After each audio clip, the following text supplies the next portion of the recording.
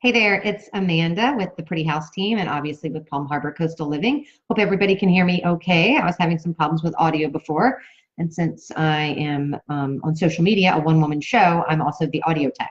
So hopefully I fixed that and everybody can hear me now. So today I'm coming to chat with you about a debate that I have, I feel like weekly, so I'll just kind of get it off my chest. So if you've been thinking about selling your house, you've probably decided how much you're willing to sell it for, how much it's worth to you to sell it. You've probably looked at what homes are selling for in your neighborhood, and you probably know how much it will cost you to pay off your mortgage. So if you take those numbers and how much you owe, you can come up with a number that you think your house is worth, and that'll make it worth your while. So in theory, you're pretty much good to go. Then you call the realtors. And I said realtors because hopefully you've made appointments with two at least. And if you're thinking, why should I make appointments with more than one? Just shoot me a PM or you can comment in this live and I will absolutely send you a quick little note as to why you need to meet with two realtors. But we'll talk about that another day. Today, we are going to talk about wiggle room.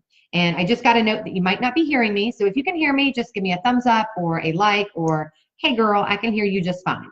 Anywho, so today we're going to chat about wiggle room in Palm Harbor. Wiggle room for me elicits almost an involuntary eye roll because most successful realtors need to have the conversation about wiggle room. Wiggle room is not a little thing. It's not something you should just throw around if you're thinking of putting your house on the market. If you build in too much wiggle room, you are going to sit there and sit there and sit there and you're not going to sell. And isn't that the point? Isn't that what you're trying to do? Get the most money for your house in this little bit of time? So if you think wiggle room is no big deal, it is a deal killer. So let's just look at some numbers because honestly, numbers don't lie. And we know that lots of people do. Well, your estimate might be lying to you, but that's not really a number. So anyway, I digress. Okay. In the last few months, homes in Palm Harbor have been selling for 98% of their list price. Okay. Now I know what you're thinking. It's a seller's market. Of course they're selling at 98% of list price. However, I stopped and I went back and I looked at the past because the past will kind of tell us hopefully where we're going in the future. In 2015, from the same time period, which is March 1st to mid-May, because that's spring has sprung, everybody comes to the market, homes were selling at 97% of their list price, okay? That was 2015. The numbers get crazy. Actually, they don't at all. They're exactly the same. In 2016, same time period, only for Palm Harbor, homes were selling 97% of their list price, okay?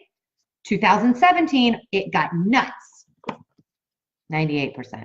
And so far in 2018, we have 98% of list price, okay?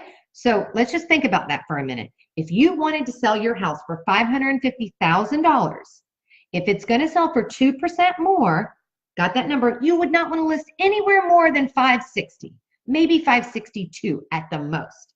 Yes, okay, I know your house is the best in the neighborhood. I know it's the prettiest. I know it has the best paint colors. I know the flooring is amazing, probably came straight from Italy. Your pavers are the most beautiful pavers anyone has ever seen. I know all of that. I know your neighbors are the best. I know. But you know who doesn't know that and who doesn't care? An appraiser. He does not care.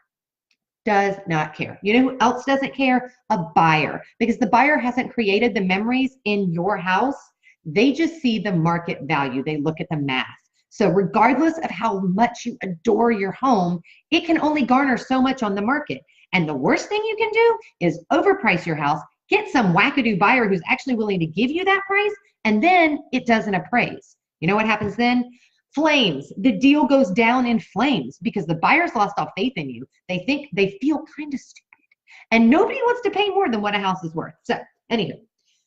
My next question to you is, if you know what the market value is of your house and you know that houses are selling for on average 98% of their list price, why would you knowingly price it outside of that range? Does anyone enjoy keeping their house show ready? I mean, let's be honest. My house is only clean in this box right now because it's my office. If you went beside that wall, it's like a bomb went off. And nobody wants to live like that. You don't want to keep your house show ready all the time, especially if you have kids, dogs, or friends, or people who just drink too much wine. Secondly, if you overprice your house, you're going to hear the same feedback. It's overpriced. And that's the worst feedback in the world because they won't even come back to see it again. They'll move on to another house, okay? So now let's address the bigger elephant in the room. And this is the one that I'm probably going to get the most hate from. I get asked every time I have a listing appointment, why would a realtor take an overpriced listing? Why would she list it higher than what it can sell for?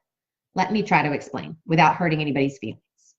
In the state of Florida, there are currently 250,000 real estate agents. Okay, let me put that in perspective. Do you think there's a lot of attorneys here in town? I mean, if you've driven down 19, you've seen the billboards, I would say, yeah, there is. There's only 75,000 of those, okay? So there's 250,000 people who are trying to do this job. Some of them are part-time, some of them are new.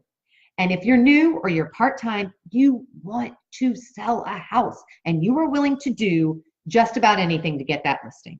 If that means yes, ma'am, and yes, sir, and the sellers to death and listing it $75,000 overpriced, they're probably going to do it. And now for a little more truth talk, who are you going to choose as your realtor? Are you going to choose the realtor who gives you facts and figures and success rates? Or are you going to choose the realtor who tells you can sell your house for $50,000 over what everybody else is telling you? You're going to choose the money. Everybody chooses the money. Well, unless you meet with me and then I'm like beating you over the head with the truth. Anyway, so that's just kind of my thought on why overpriced listings get to market. There's a struggle with realtors. This is a cutthroat business trying to get the listing, and they'll agree to whatever you want. So it's really, unfortunately, right now, the ball is more in the seller's court as to what the list price is going to be. But I guarantee you that when that listing expires and a knowledgeable realtor comes in, you're going to have a lot of truth talk, and it stinks. Because a lot of times you've gone out and you've used the money you thought you were going to get from your sale to buy something else or to buy some toys, and then it doesn't come true. That stinks. It stinks for us as the realtors who have to educate you now about the market, and it stinks for you who's bought some amazing shoes, a brand new car, a boat, whatever, and now can't sell their house.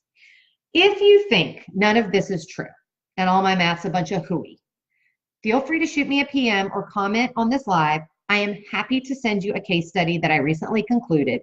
2 properties in the exact same small Palm Harbor neighborhood with essentially the same level of renovation, which was none. Lord, the kitchen in these houses. Woo, something to see. Anyway, you will see that the one that was overpriced sold for exceedingly less than the other, and it was on the market forever.